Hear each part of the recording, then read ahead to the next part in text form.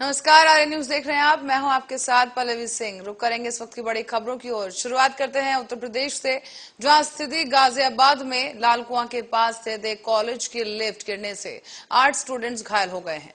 3 की हालत गंभीर बताई जा रही है। तो वहीं ये जानकारी पुलिस ने दी है। साथ ही आपको बता दें कि मसूरी थाना अंतर्गत करीब आईएमएस गाजियाबाद में हुए इस हादसे में घायल छात्रों में से कुछ के पैर टूट गए हैं। रोजाना की तरह ही आज भी छात्र लिफ्ट का इस्तेमाल कर रहे थे, लेकिन यह अचानक से लिफ्ट टूट गई है। इस वक्त यह हादसा हुआ और लिफ्ट टूटी उस वक्त उसमें 8 छात्र सवार थे। तो वहीं वो इस बड़ी दुर्घटना का शिकार हो गए हैं। तो वहीं घायलों में से 3 की हालत काफी गंभीर बताई जा रही है। तो वहीं कुछ लोगों को मामूली चोट भी इस दौरान आई और मसूरी थाने के एसएचओ ने बताया है कि यह हादसा कुछ ही देर पहले हुआ है, लेकिन कॉलेज की ओर से पुलिस को इसकी सूचना नहीं दी गई थी, बल्कि पुलिस ने खुद इस मामले में संज्ञान लिया। और एसएचओ ने बताया है कि पुलिस की टीम अभी मौके पर पहुंची है और 8 घायल छात्रों में से 3 की हालत गंभीर बताई जा रही है, जबकि 5 लोग घायल हैं। इनके पास से कोलंबिया एशिया अस्पताल में इन्हें भर्ती करवा दिया गया है। साथ ही पुलिस इस मामले की इस वक्त जांच कर रही है। इसके बाद ही ये साफ हो पाएगा कि आखिर यह हादसा हुआ कैसे।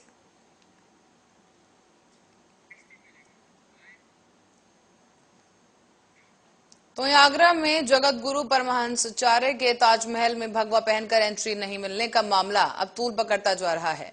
आज हिंदू महासभा के कार्यकर्ताओं ने पुरातत्व कार्यालय पर प्रदर्शन किया, जिसके बाद पुरातत्व विभाग के दोषी अधिकारियों, जिन्होंने भगवा वस्त्र पहनने वाले साधु को ताज दर्शन नहीं करने दिए, उनके विरुद्ध कार्रवाई को लेकर थाना रंकाबाज में प्रभारी तहरीर देकर मुकदमा दर्ज करने की मांग की गई है। तो वहीं आपको ये भी बता दें कि ताज नगरी में अखिल भारतीय हिंदू महासभा ने एएसआई का पुतला दहन करने का भी ऐलान किया था, लेकिन एएसआई कार्यालय पर पहुंचते ही हिंदुवादी संगठन को पुलिस ने पुतला दहन करने से रोक दिया है। साथ ही पुतला छीन लिया गया और इसी दौरान पुलिस के साथ हिंदूवादी नेताओं ने एएसआई अधिकारियों को ज्ञापन दिया है। साफ तौर पर यहां कहा गया है कि मुस्लिम समुदाय के लोग ताजमहल में हिजाब पहनकर चले जा सकते हैं, तो हिंदू संत भगवा पहनकर क्यों नहीं जा सकते।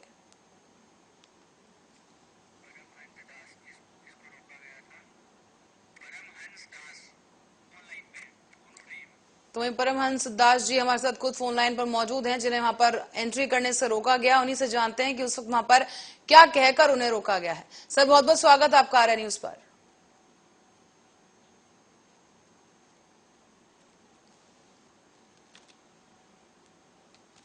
परमहंस जी से दोबारा एक बार संपर्क करने की कोशिश करेंगे, लेकिन आपको बता दें कि इस दौरान यह मामला आगरा से सामने आया है, जहां कहा यह जा रहा है कि भगवा पहनकर ताजमहल में वो एंट्री करने जा रहे थे, इसलिए उन्हें रोक दिया गया है।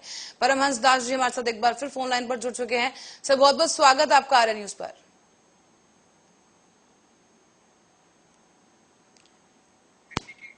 तकनीकी कारणों की वजह से इस वक्त संपर्क किसी तरह से हो नहीं पा रहा है, लेकिन हम कोशिश जारी रखेंगे इस वक्त। लेकिन आपको बता दें कि जगत गुरु परमहंसाचार्य को ताजमहल जाने से रोक दिया गया।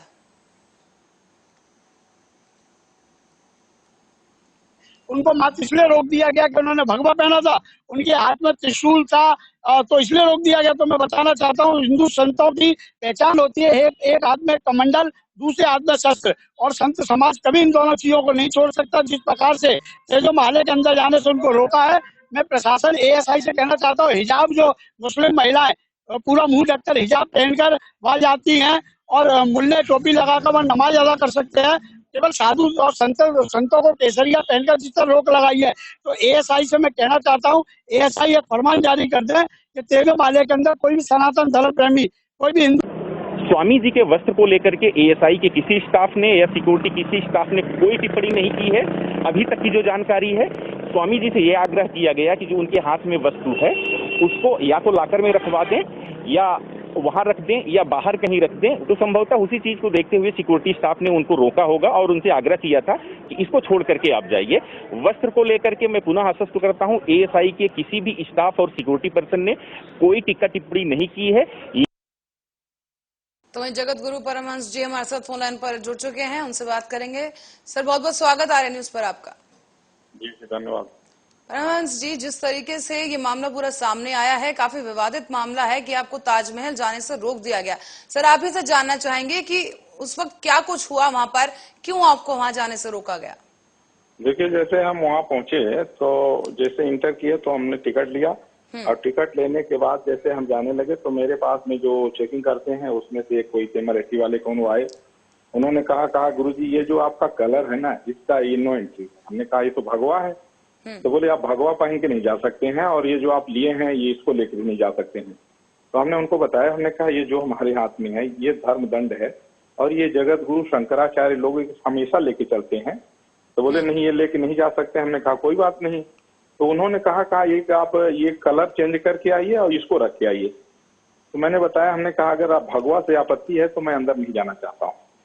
और जब हम लौटने लगे तो बल्कि आम पब्लिक जो थी वहाँ, आम पब्लिक के लोगों ने इस पर जो है तो नाराजगी व्यक्त किया। आम पब्लिक के लोगों ने कहा कि अगर कोई समुदाय विशेष के लोग होते तो ये लोग जो है तो जुम्मा की नमाज कराने के लिए बड़े आराम से लेके चले जाते, लेकिन भगवा से इनको इतनी आपत्ति है। और जिस तरह से एक भगवा का मजाक बनाया गया उपेक्षा पूर्वक जो है, ये मुझे थोड़ा सा तकलीफ लगा। और इसके बाद मैं वहां से सीधे जो है रिटर्न होकर के मैं आश्रम अयोध्या चले आया।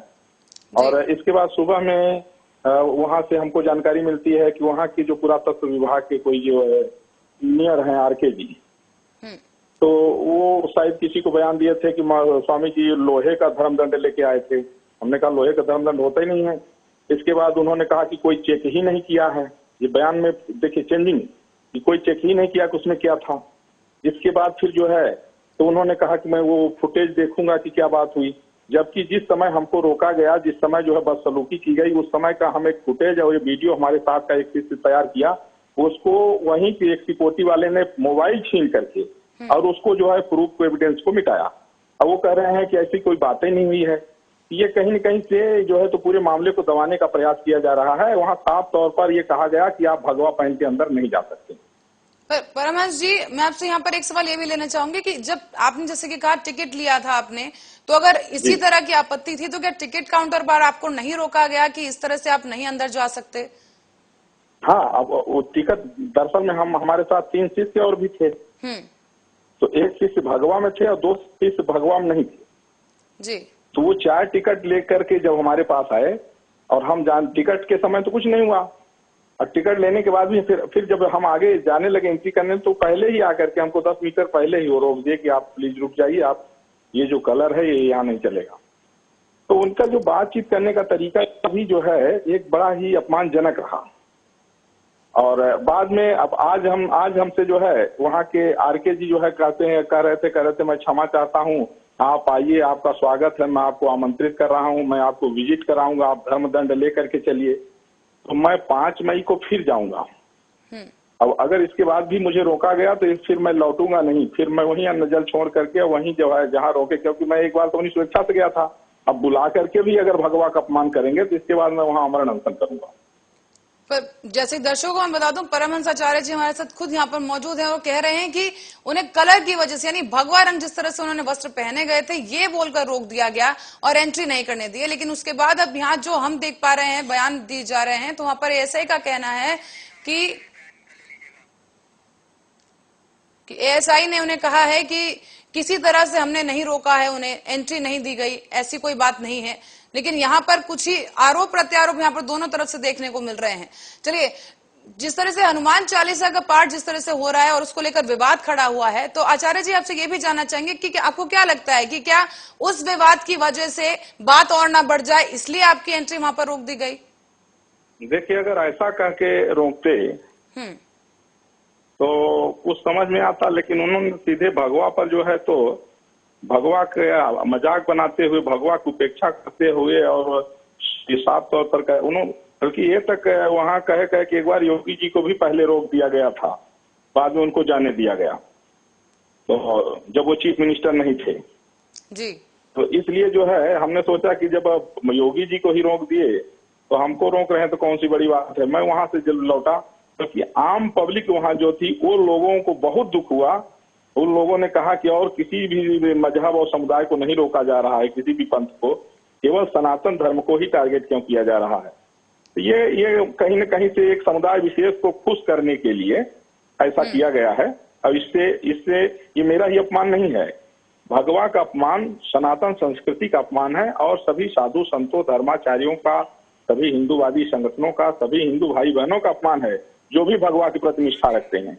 इसलिए यह एक बेहद जो है एक दुखद है और जिस तरह से घटना घटित हुई है, लेकिन आचार्य जी, जैसे कि सरकार वहां बीजेपी की ही है, अगर आप उस तरह से बात करने जा रहे हैं तो इसलिए फिर आपको क्यों लगता है कि उन्होंने आपके रंग को लेकर ही, जो कपड़े आपने जिस रंग के पहने थे, भगवा रंग, उसको लेकर ही रोक दिया गया, या कोई और कारण नहीं था? क्या कुछ उन्होंने बताया? दरअसल में क्या है, देखिए कि वहाँ जो ये नमाज ववाज अंदर पढ़वाते हैं लोग, तो उनको ये लोग ज्यादा महत्व देते हैं, अधिक महत्व देते हैं। तो कहीं न कहीं से प्रशासन उनके दबाव में वहां है, चाहे जिस भी कारण से हो। जी चलिए, जगत गुरु परमहंस आचार्य जी हमारे साथ मौजूद थे। सर, बहुत बहुत धन्यवाद आपका, आप हमारे साथ जुड़े और आपने पूरा व्याख्या की किस तरीके से यहाँ पर क्या कुछ हुआ उस दौरान। तो आपको बता दें कि इस मामले को लेकर जांच जरूर चल रही है। हालांकि जो समर्थक थे वहां पर, वो भी अब ये मांग कर रहे हैं कि जो एएसआई मौजूद था जिसने एंट्री करने से रोका, उस पर कार्रवाई की जाए। हालांकि एएसआई की तरफ से कुछ और ही बयान सामने आया है, उसने मना किया है कि हमने एंट्री करने से नहीं रोका। इस पूरे मामले को लेकर फिलहाल कार्रवाई जारी है। क्या कुछ निष्कर्ष निकल कर आ पाएगा, वो देखने वाली बात होगी।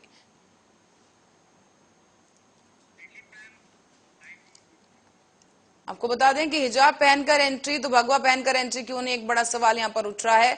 परमहंस आचार्य जी वहां पर अपनी पूरी वेशभूषा में ताजमहल के अंदर पहुंचने जा रहे थे। वो ताजमहल देखने के लिए वहां पर गए थे, घूमने के लिए पहुंचे थे, लेकिन उन्हें दरवाजे पर ही रोक दिया गया, एंट्री नहीं करने दी। और इस पूरी खबर पर हमारी संवाददाता ममता भारद्वाज अब हमारे साथ जुड़ चुकी हैं। उनसे जानेंगे कि क्या कुछ माहौल इस वक्त वहां पर बना हुआ है, ताजमहल के बाहर किस तरह की स्थिति देखने को मिल रही है। ममता। बिल्कुल पल्लवी, मैं आपको बता दूं कि ये कल का पूरा मामला है। कल शाम को 5:30 बजे के तकरीबन रहा होगा। तो उस समय जो अयोध्या के जो जगत गुरु परमहंस जी जो वहां पहुंचे जो ताजमहल का दीदार करने के लिए, उन्होंने कहा कि ये हमारा तेजो महालय है। उनके द्वारा बस कहा गया कि यहाँ हमारे शंकर जी की अभी भी पिंडी दबी हुई है। उसका दीदार करने के लिए जब ताजमहल के अंदर इच्छा जाहिर की और उन्होंने टिकट लेने के बाद जब वो एंट्री गेट पर पहुंचे, तो उनको वहाँ जो एएसआई के जो कर्मचारी थे, वहाँ का जो स्टाफ था, उनके द्वारा उनको रोक दिया गया। तो ममता, तो इस पे दोनों ही बातें कही जा रही हैं। आचार्य जी कह रहे हैं कि उन्हें उनके भगवा रंग की वजह से एंट्री नहीं दी गई, जबकि एएसआई मना कर रहे हैं। वहां पर और भी लोग मौजूद होंगे, क्या उनसे आपकी कोई बात हो पाई? उन्होंने किसी तरह का स्पष्टीकरण दिया कि वाकई में हुआ क्या था वहां पर? बिल्कुल, आपको बता दूं कि जिस तरह एएसआई के जो अधिकारी है वो अपनी सफाई पेश कर रहे हैं, तो वही जो परमहंस जो आचार्य हैं, जगत गुरु जो अयोध्या से आए हुए थे, वो अपना बयान दे रहे हैं और बता रहे हैं कि हम लोग भगवा पहने हैं, इस वजह से हमें अंदर एंट्री नहीं दी गई है। वहाँ कुछ लोग और भी मौजूद थे, उनके द्वारा बताया गया कि इन दोनों के अंदर कोई साफ, जो पब्लिकली जो लोग हैं, कोई साफ तौर से कोई भी कहने से मना कर रहे थे, कोई ठीक से कह नहीं पा रहा था। लेकिन परमहंस गुरु जो है जगत आचार्य, उनका साफ तौर से यही कहना था कि भगवा पहने हुए हैं। और इससे पहले भी जो कई बार ऐसे प्रकरण यहाँ ताजमहल पर आ चुके हैं कि कोई अगर भगवा पहन के अंदर जाता है तो उसको अंदर एंट्री ताजमहल के अंदर नहीं दी जाती है। तो इस तरह के कई पहले भी प्रकरण, तो ये इसी प्रकरण के चलते कल शाम को तकरीबन 5:30 बजे जगत गुरु को भी रोक दिया गया, जिसको लेकर आगरा के अंदर जितने भी हिंदूवादी संगठन है, अखिल भारत हिंदू महासभा के आज कार्यकर्ताओं के द्वारा, विश्व हिंदू परिषद के कार्यकर्ताओं के द्वारा जगह जगह अलग अलग प्रदर्शन किए गए। जगह जगह वहाँ जो ताजमहल है वहाँ, और एएसआई के जो अधिकारी है वहाँ ऑफिस में जाके एक ज्ञापन भी पेश किया गया। और तो वही दूसरी ओर ताजमहल के पूर्वी गेट पर विश्व हिंदू भारत परिषद के जो गोविंद पाराशर है, जो राष्ट्रीय अध्यक्ष है आगरा से, जो हिंदू जो वादी संगठन के जो राष्ट्रीय अध्यक्ष है, उनके द्वारा भगवा पहन के और वो जो धनुर उनका जो अस्त्र था उसको लेकर ताजमहल के अंदर जाया जाता है। और उसके बाद वहां से घूमने के बाद में, ताज दीदार करने के बाद वहां से बाहर निकल के बाहर आया जाता है। तो वही ये देखिए, दो तरफा ये चीजें देखने को मिली कि वही कल जब अयोध्या के जगत गुरु जाते हैं तो उनको भगवा और एएसआई के अधिकारियों के द्वारा बताया गया कि उनका जो अस्त्र था उसकी वजह से उनको रोक दिया गया। लेकिन वही दूसरी ओर आज विश्व हिंदू परिषद भारत के जो राष्ट्रीय अध्यक्ष गोविंद पाराशर हैं, वो ताज का दीदार करके अंदर आते हैं और बाहर आते हैं। और उसके बाद कहा जाता है कि ये कुछ लोग हैं जो कि यहाँ पर अमानवीयता का और इस तरह का दंगा भड़काने जैसी बातें सामने लग रही हैं। जी ममता, ये भी आपसे जानना चाहेंगे कि वहां पर अब इस पूरे मामले को लेकर कोई आला अधिकारी क्या पहुंचा है ताजमहल इस पूरे मामले पर जांच करने के लिए, या किसी तरह की सफाई, जिस तरह से एएसआई अपनी सफाई पेश कर रहे हैं, क्या उनसे बात की गई है किसी आला अधिकारी के द्वारा? बिल्कुल, फिलहाल आला अधिकारी अब तक मौके पर कोई पहुंचे नहीं थे, लेकिन एएसआई के जो अधिकारी थे राजकुमार परमार जी, उनके द्वारा ही एक बयान बस जारी होता है और उन्होंने कहा कि हमने सीसीटीवी फुटेज चेक करे जा रहे हैं, वहां से कम 50 लोगों से बात भी की जा रही है कि इस तरह का जो प्रकरण है, जो भी सामने आएगा सीसीटीवी फुटेज में आएगा, वो बताया जाएगा मीडिया को। जी जी, पर ममता, यहाँ पर एक और बात निकलकर सामने आई है। परमहंस आचार्य जी कह रहे हैं कि उन्हें एक बार फिर से इनवाइट किया गया है, न्योता भेजा गया है 5 तारीख के लिए कि वो एक बार फिर से जाएंगे, और अगर तब वहां पर भी उन्हें रोका गया, एक बार फिर इस तरह का कुछ हुआ तो वो धरने पर बैठेंगे। तो इसको लेकर वहां पर क्या कुछ स्थिति देखने को मिल रही है? बिल्कुल, ये जो एएसआई की तरफ से जो न्योता दिया गया है उनको बुलाने के लिए एक बार फिर 5 तारीख को आने के लिए, ये आने वाले समय में देखा जाएगा कि किस तरह की स्थिति वहां देखी जा सकती है। फिलहाल आज जो स्थिति थी, काफी मात्रा में फोर्स तैनात था जो हिंदुवादी संगठन थे उनको रोकने के लिए। जी, पर अगर दोबारा ही न्योता देना था तो आज ही क्यों एंट्री नहीं दी गई, और आज एंट्री रोक दी गई तो फिर दोबारा क्यों उनको आने दिया जाएगा? क्योंकि वो ये एक वेशभूषा होती है, जो साधु संत होते हैं वो अपने साथ एक कमंडल लेकर चलते हैं, त्रिशूल हाथ में होता है और भगवाधारी करके होते हैं, वो उस रूप में होते हैं। तो क्या उसके लिए भी कुछ कहा गया है कि 5 तारीख को जो एंट्री दी जाएगी उसके लिए कोई कोड तैयार किया गया क्या यहाँ पर? समय में और देखने वाली बात होगी कि क्या उनको क्या कोई दूसरा कोड में या कोई दूसरी वेशभूषा में उनको एंट्री दी जाएगी। लेकिन फिलहाल यहाँ जो हिंदूवादी जो संगठन है उनमें भारी आक्रोश देखने को मिला। वहीं संजय झा जो हिंदू महासभा के जो राष्ट्रीय प्रवक्ता हैं, उनके द्वारा तो साफ नाराजगी जताई गई कि उन्होंने कहा कि अगर हमारे भगवा पहन के आने में कोई ऐतराज है हमारे और तो फिर साफ तौर से जो मुसलमान है, जो मुस्लिम महिलाएं हैं, हिजाब पहन के अगर ताज का दीदार तो जी जी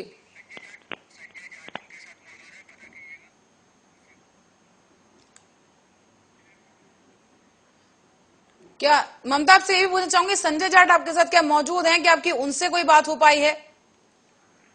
बिल्कुल, मेरी उनसे बात हुई थी, लेकिन अभी इस समय मौजूद नहीं है, वो आ नहीं पाए हैं। उनसे बात होने की बात कही गई थी, लेकिन फिलहाल वो अभी इस समय मेरे पास मौजूद नहीं है। जी जी ममता, बहुत बहुत धन्यवाद, और मैं चाहूंगी कि आप नजर बनाए रखें इस पर, स्थिति पर, क्या कुछ वहां पर हो रहा है।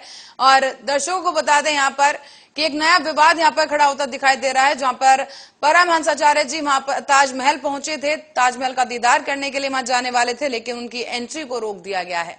कारण बताया गया कि उन्होंने जो भगवा रंग के वस्त्र पहने थे और उनके हाथ में जिस तरह के त्रिशूल था और कमंडल वगैरह था, उसको लेकर उन्हें रोका गया है। हालांकि एएसआई मना कर रहे हैं इन सब तमाम बातों को लेकर, और उन्होंने 5 मई को एक बार फिर से उन्हें न्योता दिया है ताजमहल का दीदार करने के लिए। देखना ये होगा कि अब क्या कुछ तस्वीर निकलकर सामने आएगी 5 मई को। हालांकि जो परमहंस आचार्य जी के जो समर्थक हैं वो अभी भी एएसआई पर कार्रवाई की मांग कर रहे हैं।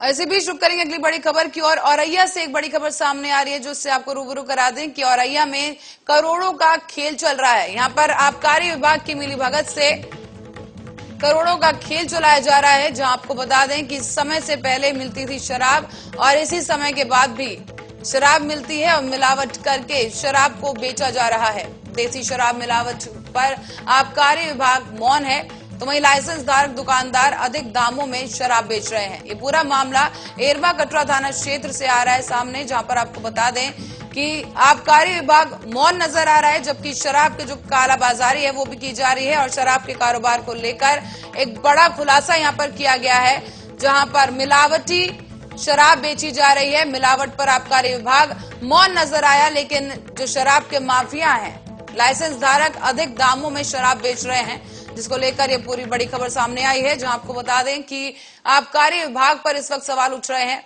जहां आबकारी विभाग पर मिलीभगत का भी आरोप लगाया गया कि मिलीभगत से ये शराब बेची जा रही है और करोड़ों का यहाँ पर कारोबार चलाया जा रहा है, जहां मिलावट करके देसी शराब को बेचा जा रहा है, जबकि लाइसेंस धारक जो दुकानदार हैं देसी शराब में मिलावट करके बेच रहे हैं, वो भी अधिक दामों पर।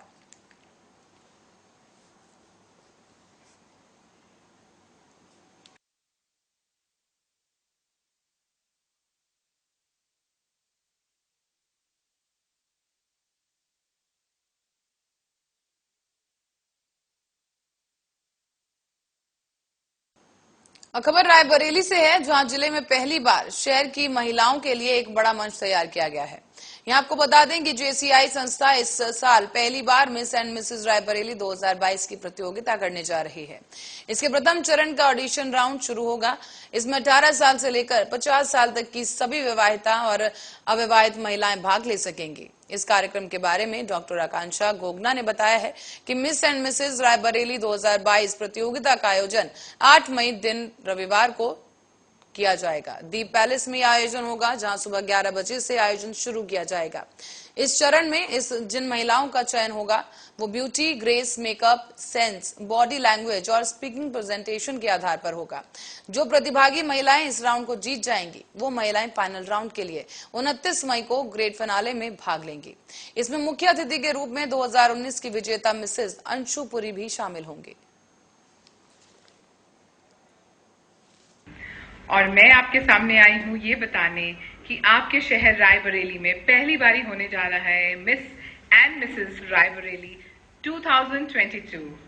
We are so thankful to doctor Akanksha, जिन्होंने इस तरह का प्लेटफॉर्म इस शहर की सभी लेडीज को प्रोवाइड किया है, जो आके अपनी प्रतिभा दिखा सकती हैं और हम ये प्रूव कर सकते हैं कि लेडीज सिर्फ घर या ऑफिस संभालने के लिए नहीं है, हमें और भी बहुत कुछ है। So don't miss this opportunity. 8 मई को ऑडिशंस हैं। मैं चाहूंगी कि आप सब लोग आएं और इस अपॉर्चुनिटी को जरूर अवेल करें। And I will see you all on the 29th finale at Raipur. तो अयोध्या में जिला प्रशासन के बीकापुर क्षेत्र में मंदिरों और मस्जिदों से लाउडस्पीकर उतरवा दिए गए हैं। इस मौके पर उप जिलाधिकारी और क्षेत्राधिकारी समेत तमाम पुलिस बल मौजूद रहा। आपको बता दें कि हनुमान मंदिर और मस्जिद से लाउडस्पीकर को उतरवाया गया है।